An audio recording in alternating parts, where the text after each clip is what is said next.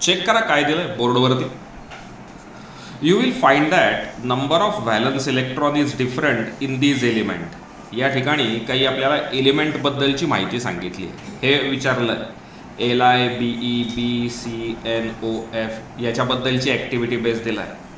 तुम्ही जर इथे चेक केलं तर आधीच्या लेक्चरला मी जे सांगितलं तेच इथे त्यांनी एक्सप्लेन केलेलं आहे.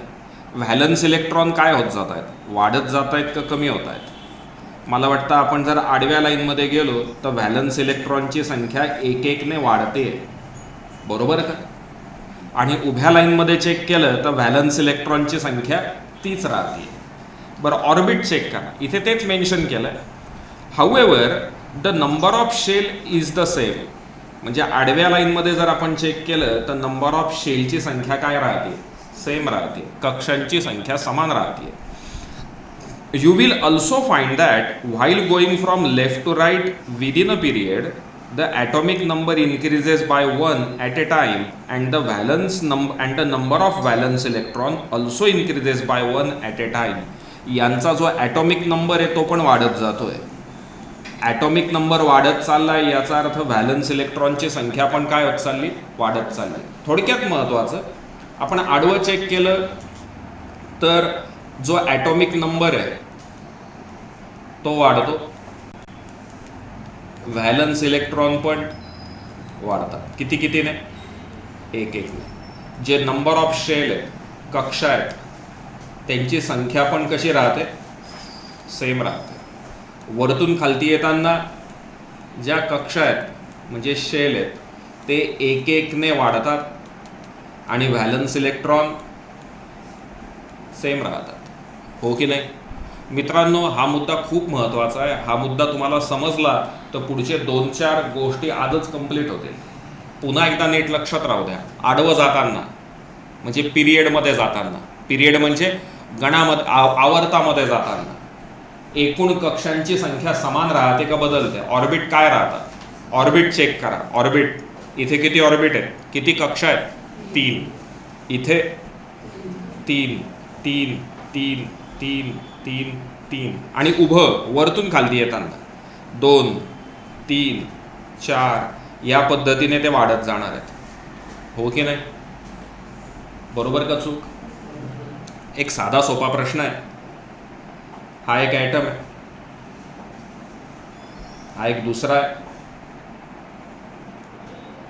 हा एक तिसरा आहे, हा एक चौथा आहे. मला सांगा कुठल्या ॲटमची साईज ही मोठी असेल, एची, बीची, सीची का डीची. साईज कशी मोजणार. तुम्ही उत्तर बरोबर सांगितलं, फक्त मला विचार करून सांगा एखाद्या ॲटमची साईज कशी मोजायची. ऑर्बिट, बरोबर. ऑर्बिटची संख्या जास्त, पण वेगळ्या शब्दात त्याची रेडियस घ्यायची का, त्रिज्या. त्रिज्या घ्यायची का त्याची, त्रिज्या. मग मला सांगा अणूची त्रिज्या कशी मोजाल. इतक्यात तुम्ही सांगितलं ना तेच, फक्त विचार करून उत्तर द्या जमेल. देवने सांगितलं ऑर्बिट, मी त्याला फक्त त्रिज्या म्हटलं. मग एखाद्या अणूची त्रिज्या कशी मोजायची, कुठून मोजायची. न्यूक्लियस पासून, सेंटर पासून कुठपर्यंत, शेवटच्या ऑर्बिट पर्यंत, ती त्याची रेडियस मोजायची.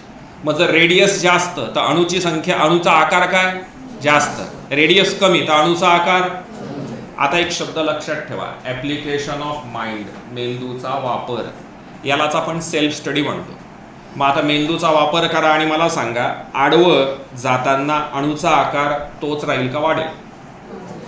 विचार करून उत्तर द्या, महाले घाई करू नका. आडवं जाताना अणूचा आकार, शेल तेच राहत आहेत ना, म्हणजे अणूचा आकार वाढेल का नाही. उभं वरतून खालती येताना अणूचा आकार वाढेल, हे लक्षात आलं का, हो की नाही. अणूचा आकार काय होईल, वाढेल. म्हणून हा मुद्दा महत्त्वाचा आहे. असेच पुढचे मुद्दे येणार आहेत हळूहळू. इथपर्यंत कळालं. चला पुन्हा एकदा. आडवं इन ए पिरियड, शेलची संख्या तीच राहते, व्हॅलन्स इलेक्ट्रॉन एक एकने वाढतात. व्हॅलन्स इलेक्ट्रॉन म्हणजे बाह्यतम कक्षेतल्या इलेक्ट्रॉनची संख्या एक एकने वाढते. वरतून खालती येताना शेल वाढत जातात, कारण एक एक इलेक्ट्रॉन पुढच्या कक्षामध्ये ॲड होत जातो आणि व्हॅलन्स इलेक्ट्रॉनची संख्या मात्र तीच राहते. ही कन्सेप्ट समजली आहे 100%. बरं, हा पार्ट आता आपल्याला उद्याच्या दिवशीच घ्यायचा आहे. मात्र मी तुम्हाला आत्ता फक्त वाचन करायला देतोय, म्हणजे चुकून एखाद्याला इच्छा झाली तर घरी जाऊन तो सेल्फ स्टडीमध्ये हे चॅप्टर घेऊ शकतो. तुम्ही आत्ता लगेच पान नंबर 24 वरचा हा जो पॉईंट आहे ना, व्हॅलन्सी संयोजा, सापडला का? हा. त्याच्यानंतर त्याच्या पुढच्या पानावरती ॲटॉमिक साईज, हा.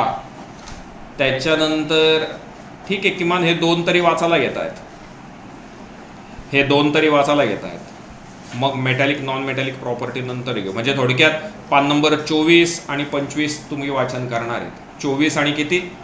25. चला सुरुवात करा. पान नंबर 24 आणि 25चं वाचन करायला घ्या.